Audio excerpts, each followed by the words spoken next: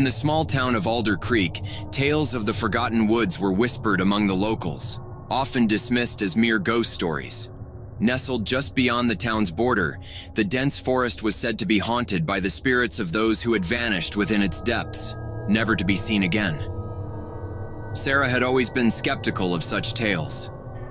A journalist with a penchant for debunking myths, she decided to investigate the Forgotten Woods for an article.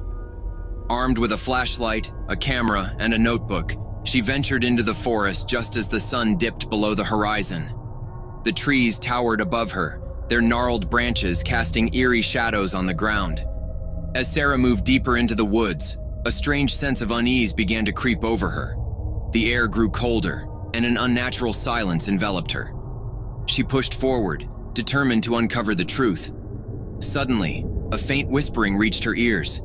She strained to hear, but the words were unintelligible. The whispers grew louder, seemingly coming from all directions.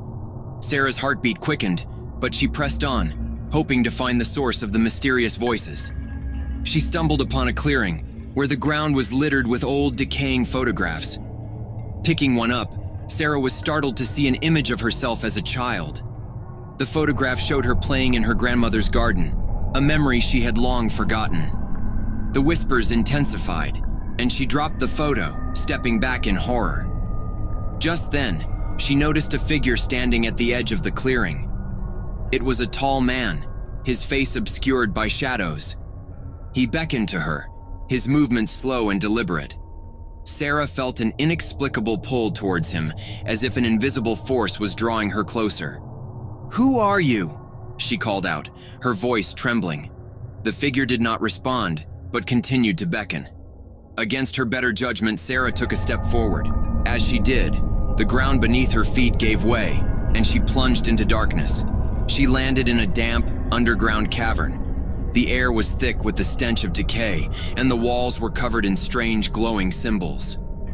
Sarah's flashlight flickered, casting erratic beams of light that revealed the outlines of skeletal remains scattered around her. Panic set in as she realized she was trapped. The whispers returned, louder and more insistent. They seemed to be coming from the walls themselves, urging her to leave while she still could. But there was no way out. Desperate, Sarah fumbled for her camera, hoping to document her findings. As she snapped a photo, a blinding light filled the cavern, and the whispers ceased. When the light faded, she found herself standing at the edge of the clearing once more, the tall man still beckoning. "Leave this place," he finally spoke, his voice a low, rumbling growl, "or you will become one of us." Terrified, Sarah turned and fled, not stopping until she had reached the safety of her car. She drove back to Alder Creek, vowing never to return to the Forgotten Woods. In the days that followed, Sarah tried to piece together what had happened. The photographs she had taken in the cavern were blank, and her notebook contained only indecipherable scribbles. She published her article, warning others to stay away from the haunted forest. But late at night, when the world was quiet, she could still hear the whispers. They called to her, reminding her that the Forgotten Woods were not done with her yet, and deep down she knew that one day she would have to return.